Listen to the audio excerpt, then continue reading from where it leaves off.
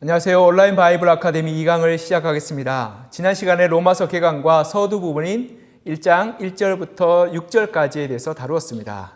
오늘은 1장의 나머지 부분을 다루고자 합니다. 그 전에 지난 강에 빠졌던 것이 있는데요. 바로 로마서의 핵심 단어가 빠졌죠. 교재에 있었는데 빠졌다라고 문의가 들어왔더라고요. 로마의 핵심 단어는 의, 복음, 믿음, 구원입니다. 의, 복음, 믿음, 구원입니다. 의로 믿음을 말미암아 구원받는다. 그리고 오직 의인은 믿음을 말미암아 구원받는다. 이 말이 이 사도 바울의 복음에 녹아있기 때문에 이것이 핵심 단어입니다. 자, 이제 로마서 2장을 본격적으로 시작하겠습니다. 로마서 1장 7절까지 사도 바울의 개인적인 인사가 마무리되고요. 8절부터 13절까지는 로마의 형제들에 대한 인사와 사도 바울이 편지를 쓴 목적에 대해서 분명하게 기록하고 있습니다. 그 전에 우리가 7절을 먼저 보면서 사도 바울이 로마의 그리스도인들을 어떻게 표현하고 그리고 하나님 믿는 그리스도인이 자격이 어떤 것인지를 설명하는 데 있어서 우리가 한번 살펴보고자 합니다. 첫 번째 그리스도의 정의는요. 하나님의 사랑을 받고라고 나오죠. 1장 7절에 보면 하나님의 사랑을 받은 자다라고 말합니다. 그리스도인들은 하나님의 은혜와 사랑을 입은 자고 하나님께서 거저 주시는 그 사랑을 누리는 자라고 사도 바울은 말하고 있죠. 수많은 피조 세계 중에서 세상의 수많은 피조물 중에서 그냥 돌멩이한 것, 티끌한 것 하나 같은 우리를 하나님께서는 특별히 사랑하신다라고 말합니다. 두 번째로는 성도로 부르심을 받아라고 말합니다. 여기서 성도란 말은 굉장히 중요한 단어는 하기오스라 그러죠. 성도는 거룩한 자들, 의로운 자들, 구별된 자들을 성도라고 말합니다. 근데 여기에 보면 성도란 말과 함께 나오는 단어가 뭐냐면 부르셨다라는 단어입니다. 부르셨다란 말은 내가 거룩하거나 내가 선한 일을 행하거나 내가 어려운 일을 행해서가 아니라 하나님께서 우리를 불러주셨다라고. 다시 말해서 거룩하다, 의롭다 불러주셨다라는 겁니다. 즉 이것은 하나님의 주권적인 은혜를 가리키고 있습니다. 내가 그리스도인 되고 내가 하나님의 성도 된 것은 내가 선택하고 내가 결정해서가 아니라 하나님께서 우리를 불러주셨다. 하나님께서 우리를 자녀 삼아 주셨다는 것에 중요한 포인트가 있습니다. 내가 나 된 것은 하나님의 은혜라는 것을 사도 바울은 고백하고 있고 하나님께서 우리를 불러주셨기 때문에 하나님의 백성 될 수 있음을 고백하고 있는 것입니다. 그리고 세 번째로 사도 바울은 은혜와 평강이 있기를 원하노라 라고 말하며 이 로마 교인들을 향해서 인사를 마무리하죠. 은혜와 평강은 대제사장 아론의 기도에서 나옵니다. 이렇게 여호와는 그의 얼굴을 내게 비추사 은혜 베푸시기를 원하며 여호와는 그 얼굴을 내게로 향하여 드사 평강 주시기를 원하노라 할지니라 하라.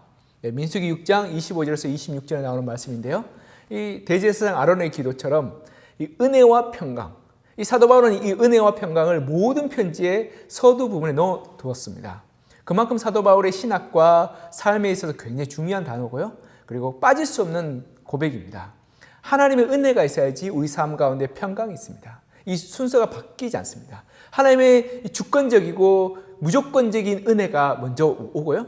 그럴 때 우리 삶 가운데 평강이 임한다는 겁니다. 자, 이렇게 인사를 보고 두 번째 이제 사도 바울은 로마 교인들에게 인사와 함께 사도 바울의 그런 개인적인 고백을 합니다. 내가 왜 로마에 가고 싶으며 왜 내가 이 편지를 썼는가에 대해서 개인적인 이유와 그리고 설명, 목적을 드러냅니다. 첫 번째 보면요. 내 하나님께 감사함은 너희 믿음이 온 세상에 전파되었다라고 감사를 먼저 하죠. 사도 바울은 이 로마 교인들을 향해서 감사한다. 비록 한 번도 보지 못했고 가보지 못했지만 여러분들이 믿음 가운데 있고 믿음을 지켜나가고 있으며 그리스도 안에서 한 형제요 한 자매임을 인하여서 내가 감사합니다라고 고백하고 있습니다. 우리가 수많이 떨어져 있지만 하나님 한 가족임은 감사할 수 있죠. 존재 자체로 감사하는 거죠. 사도 바울이 너무 감사하다라고 고백하고 있죠. 그리고 9절에 의해서는 항상 내 기도에 쉬지 않고 너희를 말한다라고 말합니다. 사도 바울이 이 로마 교인들을 위해서 간절히 기도하고 있음을 고백하고 있고요. 로마서 15장에 이르러서는 이 기도가 어떻게 응답되었는지를 말하고 있습니다. 그래서 우리가 로마서를 살펴보면서 이 기도가 어떻게 응답됐는지를 다음에도 보게 될 것입니다. 그리고 10절에 이르러서는 사도 바울은 그 기도를 따라서 내가 간절한 마음으로 나아가길 원한다라고 말하죠. 앞부분에 나왔는데 이 사도 바울의 이 로마 교인들을 향한 특별한 마음이 있었던 것 같습니다. 그래서 간절한 마음으로 나간다고 이야기하죠. 그리고 11절에 보면 왜 가고 싶은지, 로마 교회에 가고 싶은지에 대해서 설명하죠. 어떤 신령한 은사를 너에게 나누어줘 너희를 견고하게 하려 함이니.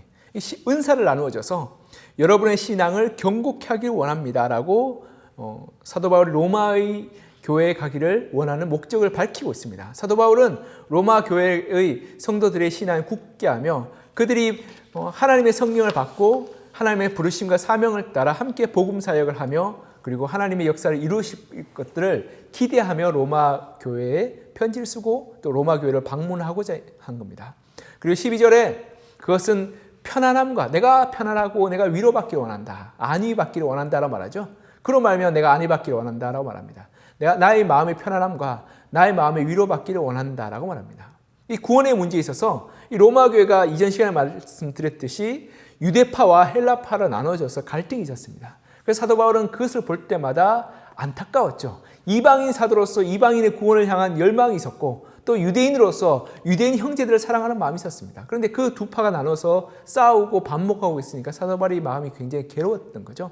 그래서 로마 교회를 찾아가서 안수하고 능력을 나눠주고 성령의 역사를 같이 나누며 유대인 형제와 헬라인 형제가 함께 예배하고 나누고 교제하는 것을 바라보며 안위 받고자 한다라고 말하고 있는 겁니다. 이것이 사도 바울의 실제적인 로마서를 쓴 목적이고 로마에 가고자 하는 실제적인 목적인 거죠. 그래서 13절에 보면 그래서 내가 여러 번 너희에게 가고자 한 것을 내가 알길 원한다라고 말하죠.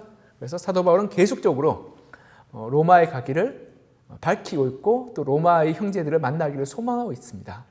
정리해서 보자면 사도 바울은 로마의 성도들이 믿음이 꽃피운 것을 감사하고 또 기도하고 관심을 보이며 또 그들이 믿음이 흔들리지 않도록 굳세게 하고 또 그것을 위해서 로마 교회에 방문할 것을 밝히고 있습니다. 이것이 이제 사도 바울의 소망이고 목적이죠. 그러면서 이제 사도 바울은 내가 왜 이렇게 살고 있느냐, 내가 왜 이렇게 여러분들에게 일면식도 없는 한 번도 보지 못한 여러분들에게 이 편지를 쓰고 있느냐 하면 복음을 위해서입니다 라고 말합니다. 그래서 사도 바울은 복음을 위해서 이렇게 1장 14절에 이렇게 말하죠. 헬라인이나 야만인이나 지혜 있는 자나 어리석은 자나 내가 다 빚진 자라고 말합니다. 빚진 마음이 있다라고 말하죠. 빚이라는 것은 두 가지의 의미가 있습니다. 첫 번째로는 나의 필요로 해서 내가 누군가에게 무언가를 빌린 겁니다. 또 한 가지 빚은 어떤 거냐면 누군가에게 내가 물건을 전해달라고 부탁받은 거죠. 사실 이 사도 바울의 빚진 마음은 두 가지가 다 있죠. 첫째로는 내가 사랑받은 자로서 사랑의 빛이 있다는 거고 또 한 가지는 하나님께서 나를 불러주셔서 이방인의 사도로 세워주셨으니 이것이 내가 마땅히 해야 될 일이고 빚진 마음이라는 거죠. 그래서 사실 사도 바울은 이 후자 두 번째 것, 누군가에게 전달하기 위해서 내가 받은 것, 이 사명을 받은 것이라는 이 빚진 마음이 더 컸지만 또한 첫 번째도 내가 하나님의 사랑을 받은 그 빚진 마음이 있습니다라고 고백하고 있는 거죠. 사도 바울은 이 두 가지 마음을 가지며 복음을 위해서 하나님께서 나를 불러주셨다라고 말하고 있습니다. 그리고 그것을 위해서 내가 살고 싶다라고. 그래서 사도행전 9장 15절을 보면요. 이렇게 말하죠. 주께서 이르시되 가라 이 사람은 내 이름을 위하여 이방인과 임금들과 이스라엘 자손들에게 전하기 위해 택한 나의 그릇이라. 이것이 사도 바울의 사명이죠. 하나님께서 사도 바울을 회심할 때부터 이미 이방인들을 위해서 불러주셨다라고. 그래서 사도 바울은 그 사명을 위해서 늘 빚진 마음으로 로마 교인들에게 나아가서 복음을 나누고 그들의 믿음을 굳건하기 위해서 지금 이 편지를 쓰고 있는 겁니다. 빚진 마음은 복음의 빛은 하나님께서 우리에게 주신 사명 아니겠습니까? 우리의 또한 그 빚진 마음은 우리의 영광이기도 합니다. 우리가 빚진 마음을 더 많이 가지면 가질수록 이 복음을 얼마나 더 귀할 것인가 라고 점검하는 척도가 되죠. 내가 하나님 앞에서 이 이웃과 가족을 향한 이 복음의 빚진 마음이 불타오르면 오를수록 복음이 그만큼 더 귀한 거죠. 복음이 정말 귀한 사람은 안 믿는 남편, 안 믿는 가족들이 이 복음을 꼭 알아야 되죠. 그것이 안 되면 밥이 넘어가겠습니까? 잠이 오겠습니까?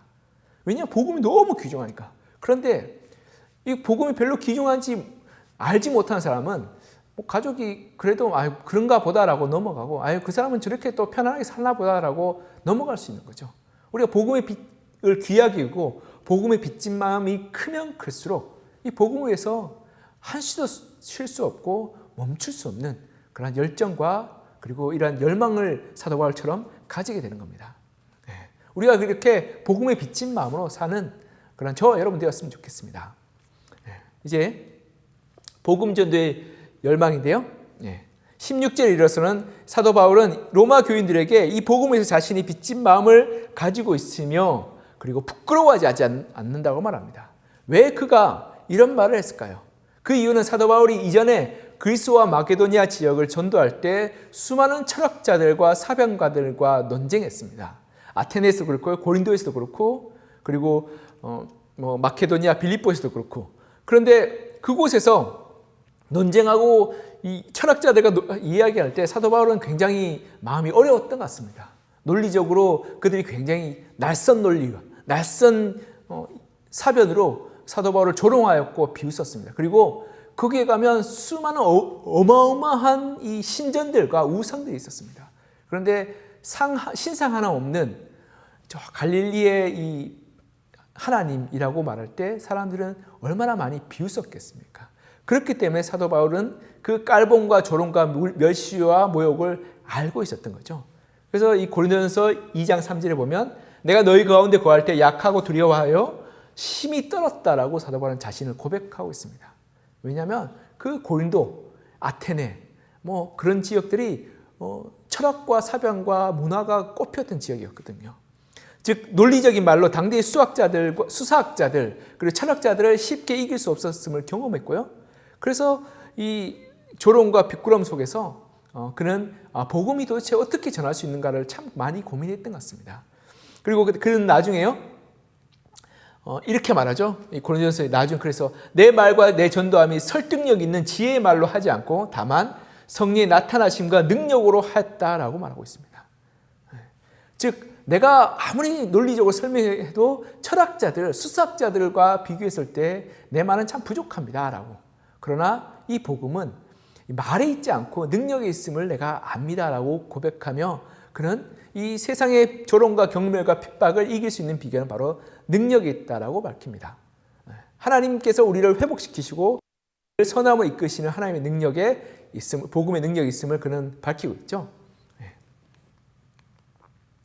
그래서 로마서 1장 16절에 보면 이 복음은 모든 믿는 자에게 구원을 주시는 하나님의 능력이 됩니다. 이 복음은 모든 믿는 자에게 구원, 다시 말해서 삶의 변화, 죽는 삶이 살아나는 그러한 구원의 역사가 일어나는 하나님의 능력이 된다라고 말합니다. 그렇기 때문에 복음은 사변적이지 않습니다. 복음은 말로만 끝나지 않습니다. 복음이 전해진 곳에는 사람이 변하고 사회가 바뀌고 그리고 모든 구조가 바뀌게 됩니다. 이것이 바로 복음에 있는 능력인 거죠. 그리고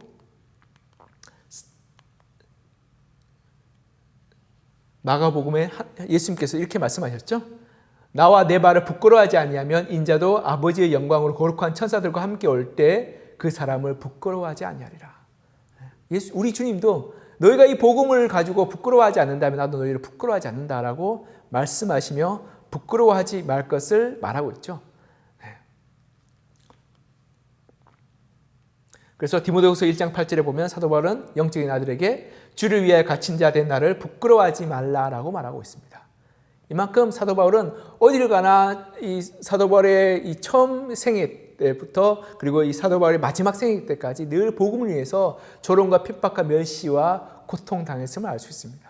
그리고 그것을 그들의 제자와 그리고 그들의 성도들에게 여러분 복음을 위해서 부끄러워하지 말고 당당하게 하나님 앞에서 능력으로 사십시오라고 말하고 있습니다. 우리가 복음을 논리적으로 그리고 문화적으로 그리고 우리의 삶을 꾸미기 위해서 사용하지 않습니다. 복음은 우리 삶을 혁신적으로 바뀌는 그러한 놀라운 이 다이나마이트, 두나미스라고 그러죠. 권능이 있는 능력이 있습니다. 그렇기 때문에 우리가 이 복음을 받아들일 때 하나님의 능력으로 받아들이고 그로 말미암아서 우리가 더 당당하게, 더 담대하게 복음 가운데 살아야겠습니다. 16절에 보면요. 복음에는 하나님의 의가 나타나서 믿음의 하나니라고 말하죠. 이 복음에는 이제 하나님의 의가 나타납니다. 이 하나님의 의, 하나님의 속성이죠. 하나님의 의가 나타나서라고. 사도 바울은 로마서 16절 17절에서 이렇게 말하고 있죠. 하나님의 속성과 하나님의 이 의에 대해서 설명하면서 첫 번째로는 이 하나님의 의가 나타난다. 하나님의 속성이라고 그죠. 내가 거룩하니 너희도 거룩할지어다라고. 레위기에서 이렇게 말하고 있죠.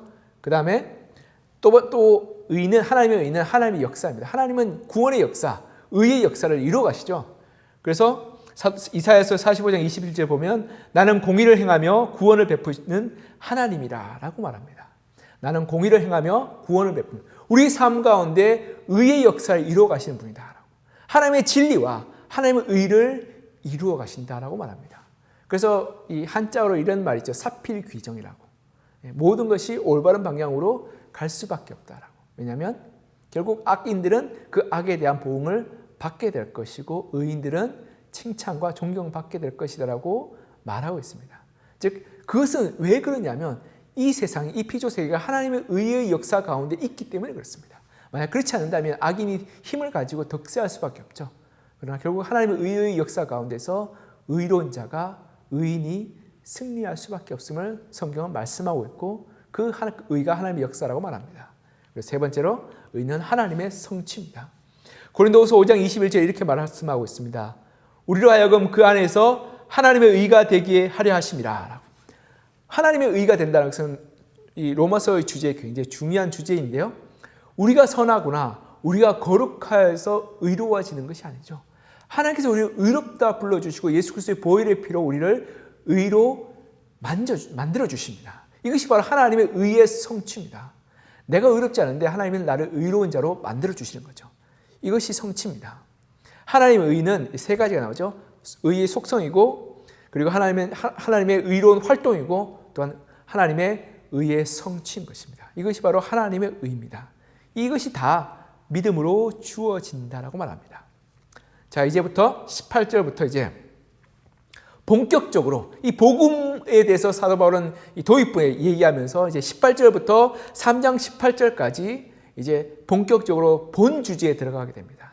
이 악에 대해서, 죄와 악에 대해서 말하면서요. 복음이 왜 필요하고 복음이 왜 소중하며 복음이 왜 의미 있는가를 말합니다. 자, 1장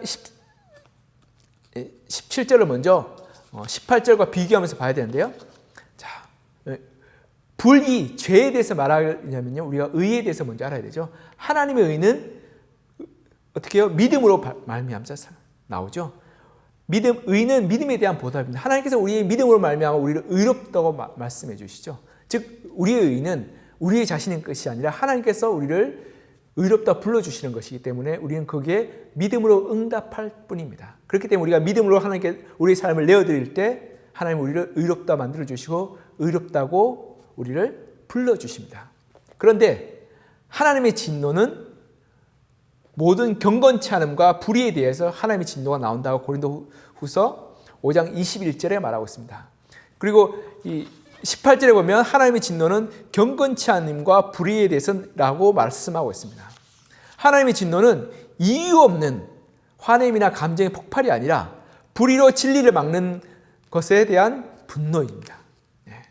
불의로 진리를 막는 그 불의에 대해서 하나님께서는 진노하신다고 말씀하시죠. 그래서 1장 18절에 보면 하나님의 진노가 불의로 진리를 막는 사람들의 모든 경건하지 않음과 불의에 대해서 하늘로부터 나타난다라고 말하죠.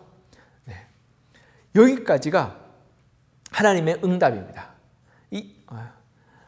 이 사실은 우리가 좀 이유로도 나오니까 설명은 여기까지 하고요. 다른 파트에서도 설명합니다. 불의를 저지른 사람들은 일반적으로 하는 변명이 있습니다. 그것은 그 불의가, 그 악이, 그 잘못이 몰랐다라고 말하죠. 몰랐다라고. 이처럼 심판 때 한 사람들이 가장 일반적으로 하는 대응이 몰랐다라고. 나 그거 잘못인지 몰랐어. 죄인지 몰랐어라고 말합니다. 그런데요. 로마서 1장 19절에 보면 이렇게 말씀하고 있습니다.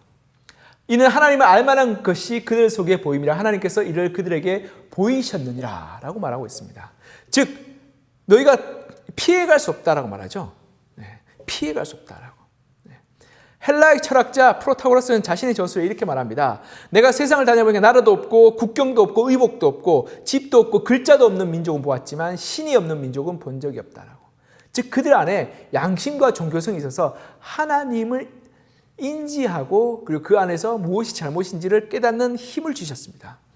여기에서 하나님의 계시라는 중요한 개념이 등장합니다. 1장 20절에 보면 창세로부터 그의 보이지 않는 것들, 그의 영원하신 능력과 신성이 그가 만드신 만물에 분명히 보여 알려졌나니 그러므로 그들이 핑계하지 못할지니라. 사도 바울은 여기서 중요한 이 계시의 개념을 언급합니다. 계시란 것은요, 하나님이 스스로 알려주는 것을 계시라고 말합니다. 왜냐하면 우리가 하나님을 알 수 없거든요. 그래서 계시는 영어로 revelation, reveal이란 말에서 나왔죠. 드러내다, 숨긴 것을 폭로하다, 드러내다. 그래서 revelation이라고 말합니다. 계시는 하나님께서 하나님 자신을 우리에게 보여주시는 거죠. 하나님은 우리와 다른 차원에 계십니다. 모든 차원에 계신데 우리는 우리 3차원 공간 속에서 다른 차원에 계신 하나님을 인지할 수도 없고 알 수도 없죠. 근데 하나님이 우리에게 하나님을 알게 하시기 전까지 우리는 하나님을 도무지 알 수 없습니다. 그래서 하나님이 이 3차원 세상 가운데서 임하여서 자신을 드러내 보여주실 때 우리는 비로소 하나님을 깨달을 수 있습니다. 이것이 바로 계시라고 말합니다. 계시는요, 일반 계시와 특별 계시가 있습니다. 일반 계시는 자연 만물 그리고 하나님의 피조 세계 가운데서 하나님을 알 수 있는 거죠. 그래서 시편 19편 1절에 이렇게 말하죠. 하늘이 하나님의 영광을 선포하고 궁창이 그의 손으로 하신 일을 나타내는도다. 이 온 피조 세계가 하나님이 계심을, 하나님이 있음을 드러낸다라고 얘기하죠. 그리고 사도행전 1장 17장 27절에 보면 이는 사람으로 혹 하나님을 더듬어 찾아 발견하마 하리로되 라고 말합니다. 사도 바울은 이 아테네에서 설교하면서, 아레오바국에서 설교하면서 하나님이 계시고 여러분도 하나님이 있음을 알고 있다라고. 이 세상 모든 피조 세계에 하나님께서 하나님 계심을 숨겨놨다라고. 그래서 혹 더듬어서 하나님을 발견하기를 원한다라고 말합니다. 이 일반 계시를 가장 잘 정립한, 신학적 가장 잘 정립한 인물이 바로 이 토마스 아퀴나스란 중세 철학자입니다. 중세 신학자이기도 하죠. 이 5가지로 했는데 신존재 증명이라고 5가지 신존재 증명을 했습니다. 첫 번째가 부동의 동자죠. 모든 움직이는 것은 원래 이 움직임 자체가 다른 움직임부터 영향을 받았기 때문에 움직인다라고. 그래서 첫 번째 원래의 움직임을 발생했던 존재가 있는데 그것이 부동의 동자입니다. 그 존재가 바로 하나님이다라고. 두 번째는 제1원인이죠. 어떤 존재든지 그 존재를 만든 존재가 있다는 거죠. 그렇기 때문에 이 존재를 만든 존재, 그리고 그 존재를 만든 그 상위 존재에 올라가다 보면 제1원인, 첫 번째 그 존재의 원인이 있다라고. 그것이 바로 하나님이라고 말합니다. 우리가 이 세상 가운데서 존재라는 것이 있으니까 그건 부정할 수 없죠. 물질적으로 여러분과 저가 존재하고 있으니까 존재입니다. 그렇기 때문에 이 존재를 가능하게 있게 한 어느 존재가 있다라고. 우리가 예를 들어서 부모님이 있어서 우리가 있는 것을 아는 것처럼 누군가는 우리를 낳게 했고 발생했고 그리고 태어나게 했으니까 우리가 이 자리에 있는 것처럼 첫 번째 존재가 있다는 거죠. 그리고 세 번째로는 필연적 존재. 어떠한 사건과 사물의 흐름 가운데서 우연이 있을 수 없다라고 말합니다. 어떠한 우연은 필연을 통해서 나타났다라고. 그렇기 때문에 모든 사건과 사건은 이 필연을 통해서 나타나게 되는데 그것이 바로 하나님이라고 말합니다. 그리고 네 번째는 도덕적 판단 기준. 이 가치 판단 기준에 가장 최상위의 기준이 있는데 그것이 가장 최고의 선이 있고 그 선이 바로 하나님이라고 말합니다. 이것은 좀 더 복잡한 건데요. 나중에 또 시간이 되면 설명드리겠습니다. 다섯 번째로는 질서의 설계자. 이 우주 만물이 굉장히 질서로운데 그 질서를 유지하고 설계하시는 분이 계신데 바로 하나님이라고 말합니다. 이러한 5가지 신존재 증명은 지금까지 수많은 신학자들에게 영감을 주었고요. 과학자들에게도 많은 영향을 끼쳤습니다. 이처럼 우리가 존재하고 있고 움직이고 그리고 도덕적인 가치를 가지고 있기 때문에 하나님이 있다라고 증명하기가 더 쉽습니다. 하나님이 없다기보다 하나님이 있다는 것이 증명하기가 더 쉬운 거죠. 그런데 문제가 있습니다. 이 일반 계시로는 하나님이 계심을 알 수 있죠. 그런데 그 하나님이 성경이 말하는 여호와 하나님 예수 그리스도인지를 알 수 없습니다. 그래서 하나님이 한 가지 더 방법을 고안하셨는데 그게 뭐냐면 특별 계시죠. 특별 계시는 하나님이 직접 말씀하신 겁니다. 히브리서 1장 1절에서 2절에 보면 옛적의 선지자들로 여러 부분과 여러 모양으로 우리 조상들에게 말씀하신 하나님께서 이 모든 날 마지막에 아들로 우리에게 말씀하셨으니라고 말합니다. 즉 하나님이 직접 말씀하시고 보여주시고 가르쳐 주셨다는 거죠. 그래서 우리가 이 자리에 있을 수 있는 거고 또 우리가 하나님을 알 수 있는 겁니다. 하나님께서 특별하게 우리에게 말씀하셨던 것, 그것이 바로 성경인 거죠. 즉 하나님이 있음을 알 수 있고 자연을 통해서 알 수 있는데 그 하나님이 여호와 하나님, 우리가 믿는 예수 그리스도인지를 알지 못하지만 그것을 알게 하기 위해서 하나님께서는 직접 계시해 주시고 말씀해 주시고 보여주시고 체험케 하셨다는 것입니다. 그리고 가장 중요한 것은 그 특별 계시의 완성이 바로 예수 그리스도라는 사실입니다. 예수 그리스도는 하나님이 자신을 나타내는 계시의 시작이고 마침입니다. 오직 예수 그리스도를 통해서만이 우리는 하나님이 어떤 분이신지 그리고 어떠한 계획이신지 알 수 있고 성경의 그 내용을 완벽하게 이해할 수 있습니다. 즉 예수 그리스도의 이 십자가 사건, 부활 사건, 구원이 바로 하나님의 완벽한 계시고 그리고 절대적인 계시입니다. 우리가 여기에 대해서 계시에 대해서 더 깊게 들어갈 수는 없고요. 또 다음에 기회가 된다면 좀 더 심층적으로 다루겠습니다. 어쨌든 이러한 일반 계시와 특별 계시에 대해서 우리가 인식하고 나서 로마서 19장 20절을 보면 사도 바울의 선언이 바로 일반 계시의 선언임을 알 수 있습니다. 여러분 알 수 있습니다. 하나님 계심을 여러분 부인할 수 없습니다라고 말하죠. 그리고 일반 계시 하나님이 어떤 분이시냐 정확히 알 수 없지만 죄에 대해서 심판에 대해서 하나님 계심을 우리가 알게 될 때 우리가 도덕적으로 선하게 살아야 됨을 우리는 알게 됩니다. 자, 이제 여기서 넘어가서 사도 바울이 불의와 죄에 대해서 로마서가 말하고 있는 것을 살펴보고자 합니다.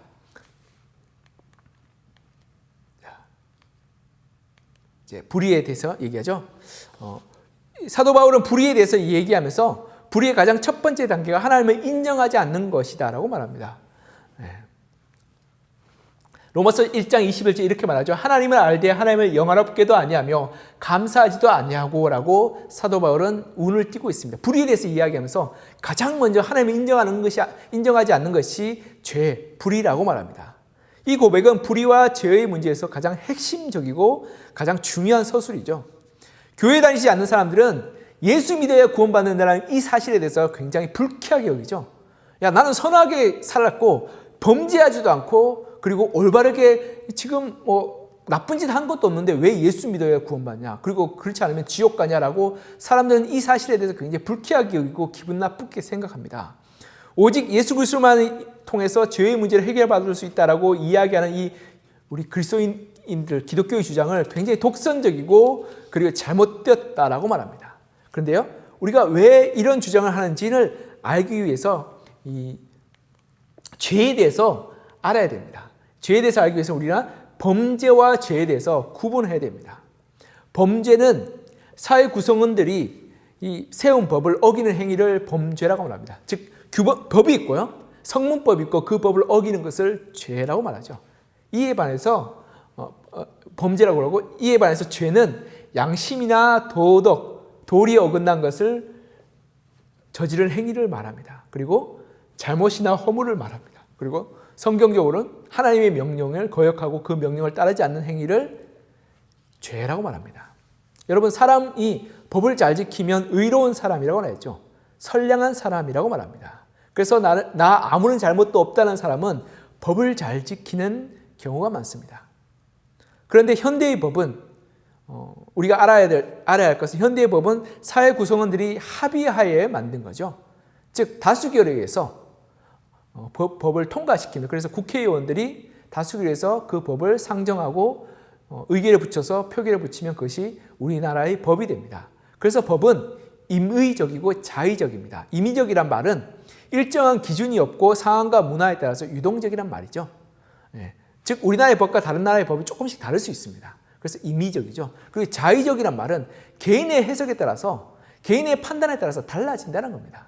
사람마다 법의 판단이 다릅니다. 그래서 요즘 법의 잣대가 참 흔들린다 말하는 것이, 어떤 사람은 똑같은 잘못을 저지르고 3년, 5년형을 받는 반면에 어떤 사람은 집행유예로 나올 때도 있죠. 그러면서 사람들이 이 법이, 우리나라 법이 잘못됐다고 말하는데, 그건 왜냐하면 법이 자의적인 특성을 가지고 있기 때문에 그렇습니다. 이러한 법의 임의성과 자의성을 극명하게 보여준 것이 2차 대전이었습니다. 2차 대전 이후에 전쟁 범죄자들이 전범 재판할 때요, 연합군 측의 이 변호사들이 독일군의 장교들, 전쟁 범죄를 저지른 장교들을 기소했습니다. 기소했을 때 한 독일군 장교가 이렇게 주장했습니다. 나는 독일 국민으로서 독일 국민들이 제정한 법을 준수하였고, 독일 국민으로서 독일이란 나라가 나에게 명령한 것을 성실하게 수행했습니다. 그렇기 때문에 독일 국민이 아닌 여러분의 법의 잣대로 우리를 심판할 자격이 없다라고 말합니다. 굉장히 논리적이고 합당한 주장입니다. 이게 왜냐하면 우리나라 법으로 미국에서 판결받지 않죠. 미국 법으로 우리나라에서 판결받지 않습니다. 이와 마찬가지로 독일 국민들은 독일의 법으로 심판받는 것이 마땅하죠. 독일 장교들은 독일의 법을 지켰고 독일이란 나라의 명령에 따랐기 때문에 그들은 합법적이었고 의로웠다라고 말합니다. 그런데 그 의가 수백만의 사람들을 죽인 의였죠. 그렇기 때문에 법이 잘못되면 악인도 의인이 되는 것이 바로 임의적이고 자의적인 법입니다. 그리고 결국 그래서 이 로마서 1장 32절을 보면 사람들은 그렇기 때문에 불법을 합리화한다라고 사도 바울은 선언하고 있는 것입니다. 이 땅의 법이 사람들의 합의에 의해서 세워진 불완전한 것임을 우리가 보았습니다. 그것은 양심의 문제도 우리 마음과 가운데 있는 깊은 갈등의 문제도 다루지 못합니다. 겉으로 드러난 것만 다루죠. 그래서 예수님은 율법을 재해석하며 형제를 향해서 라가라는 자마다 살인하는 자요, 여자를 향해서 음욕을 품는 자마다 간음한 자라고 말씀하셨습니다. 하나님은 우리가 악행한 것을 잘못됐다 말하시며, 또한 우리가 악한 양심을 따라서 잘못된 행동한 것을 잘못됐다 말하시며, 선한 일을 할 수 있음에도 불구하고 선한 일을 하지 않았던 것을 보시며 그것도 잘못이라고 말씀합니다. 그렇기 때문에 하나님의 기준은 불변하고 절대적이고 양심과 마음 깊은 곳까지 살핍니다. 하나님의 법을 따른 사람은 하나님을 자신의 인생의 심판자로 인정하는 사람이고요. 그리고 하나님의 법을 따르지 않는 사람은 자기 자신의 인생의 심판자가 됩니다. 내가 내 인생의 심판자, 판단자가 될 때 나는 법을 자의적으로 임의적으로 해석하며 그것을 따라 행할 때 나는 나 스스로 의롭다고 말할지 모르지만 그것은 불완전한 법이고 때로는 불법에 가까운 법일 수 있습니다. 그렇기 때문에 여기까지 왔다면 하나님 믿지 않아도 의롭다라고 살 수 있는 주장이 얼마나 허황되고 근거 없는지를 알 수 있습니다. 이것이 세상에 말하는 의이기 때문에 그렇습니다. 오직 하나님만이 인간의 심령을 꿰뚫고 인간의 양심을 살피며 인간의 숨은 의도까지 아시는 분입니다. 그렇기 때문에 하나님이 의의 중심이 되시고 의의 근원이 되십니다. 그래서 성경은 하나님의 뜻만이 오직 의고 선이라고 말합니다. 그래서 하나님의 뜻이 아닌 것을 불법이요 불의라고 규정하죠. 그래서 우리가 알아야 할 것은 이러한 규정과 불법을 알고 무엇이 죄고 무엇이 불의인지를 깨닫는 것입니다. 그래서 우리가 예수만 믿어야지 구원받냐, 하나님 믿어야지만 구원받냐면 맞다라고 얘기해야 됩니다. 왜냐하면 우리의 선함은 어떻게 보면 불의에 가깝고 악에 가까울 수 있기 때문에 그렇습니다. 사도 바울은 21절에서 24절에 걸쳤어요. 불의는 하나님이 인정하지 않는 것, 그리고 인간이 하나님의 자리에 오른 것이라고 주장하죠. 이것이 얼마나 합당하고 올바른지를 우리가 알 수 있습니다. 즉 불의라는 것은 내가 내 인생의 주인 되고 내가 판단자가 되게 될 때 결국 내 판단이 다 옳다라고 이야기하고 주장하는 겁니다. 이것이 얼마나 어리석고 편협하며 그리고 잘못된지는 우리는 다시금 생각하게 됩니다. 하나님 중심에 살지 않는 사람은 결국 자신의 욕망과 취향대로 살게 되고 결국 불의의 열매인 죄를 짓게 됩니다. 그것이 세상의 법이 아니라 할지라도 결국 하나님의 법의 잣대에 비해 볼 때 그것은 분명히 불의요 죄입니다. 그리고 이제 더 나아가 그들은 하나님의 형상을 바꾸어서 우상으로 만들죠. 이 우상을 욕망의 투사라고 말합니다. 왜냐하면 자신이 바라는 것, 자신이 소망하는 것, 자신이 기대하는 것을 만들어내거든요, 사람들은. 그래서 음악하는 사람, 미술하는 사람들은 자신의 마음이 자신의 작품에 담겨 있다고 말합니다. 사람들은 어떤 형상을 만들 때 자신의 마음이 담길 수밖에 없죠. 그래서 우상을 만들어낼 때 결국 자신의 탐욕과 욕망과 음란함과 악한 기대를 그대로 담게 됩니다. 그리고 자신이 쫓아가는 모든 우상들을 그러한 기대로 그렇게 바라보게 되는 거죠.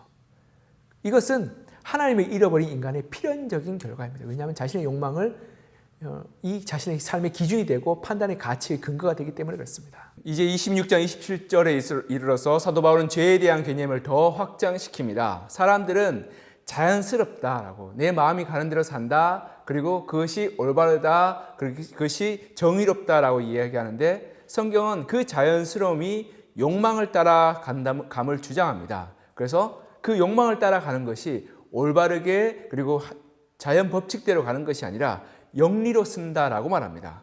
동성연애자들은 이렇게 말하죠. 내가 내 마음 가는 대로 자연스럽게 살았다라고. 그리고 이것이 자연 법칙이다라고 말합니다. 그래서 그들은 유전 정보라든지 아니면 사회적인 것 등을 통해서 나는 이것이 너무 자연스럽고 이것이 합당하고 정당하다라고 주장합니다. 그러나 하나님의 창조 법칙은 그것이 진리로부터 떠난 인간의 욕망의 결과임을 분명하게 드러냅니다. 그래서 26절, 27절에 보면 그것이 하나님의 법칙, 그 자연 법칙을 떠나서 순리로 쓸 것을 영리로 썼다라고 말합니다. 우리가 기억해야 될 것은 모든 진리를 떠난 자유는 방종이요 방탕이요 죄입니다. 하나님의 진리 그리고 하나님의 법 안에서 우리가 있을 때만이 정의요 의를 이룰 수 있지만 그것을 떠나서 내 마음대로 할 때 우린 그것을 죄라고 말합니다. 제가 앞서도 말했듯이 이 땅의 법은 어떻습니까? 사람이 임의적으로 자의적으로 만든 건 아니겠습니까? 그래서 내 마음이 가는 대로 내 욕망이 가는 대로 그것을 합당화시키고 정당화시키는 것이 이 땅의 법이죠. 그러나 하나님의 법은 비록 내 마음이 간다 할지라도 그것이 잘못이면 불의다, 죄다라고 말하는 것이 바로 하나님의 법인 겁니다. 사도 바울은 이것을 신랄하게 드러내면서 너희가 너희 마음대로 가는 것이 과연 옳으냐라고 질문을 던지며 그것이 잘못되었다라고 말하고 있죠. 근데 여기서 하나님의 무서운 심판이 있습니다. 그것은 바로 내버려 두시는 거죠. 로마서 1장 28절에 이렇게 말씀하고 있습니다. 그들이 마음에 하나님 두기를 싫어하며 하나님께서 그들을 그 상실한 마음대로 내버려 두사.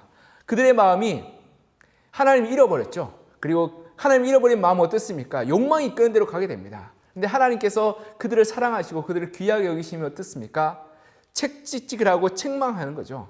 여러분, 사랑의 반대는 징벌이 아니라 무관심입니다. 하나님은 그들을 사랑하셔서 되돌이키고 징벌하셔야 되는데 내버려 두셨다는 거죠. 그래서 그 마음이 가는 대로 살게 내버려 뒀답니다. 그래서 우리가 악을 향해서 달려갈 때 아무 일도 없으면 그것이 잘 되고 그것이 하나님이 기뻐하시는 일이라고 착각하지만 오히려 그것은 반대입니다. 하나님의 뜻을 따르지 않는 사업은 망해야 되는 것이 맞죠. 하나님의 뜻과 반대되는 관계는 모든 것이 깨어져야 맞습니다. 실패해야 되는 것이 맞습니다. 그것이 하나님의 사랑입니다. 우리가 하나님의 내버려 두심 앞에서 하나님 내가 가는 길이 잘못되었다면 철저하게 망하게 해주시고 실패하게 해주십시오라고 하는 것이 어떻게 보면 믿음의 고백이요 참된 신앙의 고백인 것입니다. 다윗이 밧세바를 범한 후에요. 그리고 그가 하나님의 범죄한 후에 가장 두려워했던 것은 하나님을 잃어버리는 것이었습니다. 그래서 시편 50편 11절에 이렇게 말씀하고 있죠. 나를 주 앞에서 쫓아내지 마시며 주의 성령을 내게서 거두지 마소서. 그가 하나님 앞에서 가지를 구했던 것은 하나님이 나의 삶 가운데 떠나지 말라라는 그러한 고백이었습니다. 그토록 다윗은 하나님이 계심을 얼마나 중요한지, 하나님 계신 것이 얼마나 그의 삶 가운데 중요한 사실인지를 알고 있었습니다. 그래서 사도 바울은 이것을 지적하며 너희가 하나님의 뜻을 따라서 잘 되는 것이 축복이 아니라 하나님의 진노이다라고 말하고 있는 것입니다. 자, 이제 31절에 이르러서 사도 바울은 인간의 완악함을 더 신랄하게 드러내고 있습니다. 첫째로는 그들은 뉘우치지 않죠. 1장 32절 이렇게 말씀합니다. 하나님께서 정하심을 알고도 자기들만 행할 뿐 아니라 자기들이 하나님께서 이렇게 불의다, 잘못되었다라고 양심이 말하고 그리고 또한 하나님 율법이 말하고 있음에도 불구하고 그들은 뉘우치지 않습니다. 사도 바울은 이 완악함, 인간의 완악함을 신랄하게 이야기하고 있으며 또한 거기서 더 나아가 로마서 1장 32절 이렇게 말하죠. 그런 일을 행하는 자들을 옳다 하느니라 라고. 그들은 그 자신을 정당화하고 합리화합니다. 제가 앞서 말씀드렸다시피 법은 자의적이고 임의적입니다. 그래서 사람들은 자기 마음대로 법을 만들어냅니다. 그래서 내가 하는 행동을 정당화하고 옳다라고 자기의 삶의 그러한 이 욕망들을 합리화하기 위해서 법까지도 바꾸어 버리는 거죠. 이것이 이 사도 바울이 말하는 인간의 완악함의 극치입니다. 하나님을 떠난 인간이 결국 자기의 그 불의를 정당화하는 과정까지 가게 되는 거죠. 그래서 그 결과 사도 바울은 하나님을 떠난 모든 이들이 죄 아래 있음을 선포합니다. 모든 사람이 죄인이다라고. 이러면서 1장을 마무리하게 되죠. 1장이 조금 길었습니다. 제가 이 1강에서는 우리 개간을 좀 했기 때문에 1장을 조금 더 길게 했는데 이제 2장부터는 좀 짧게 유튜브에 맞게 좀 짧게 바꿨습니다. 수고하셨습니다. 이만 마무리하겠습니다.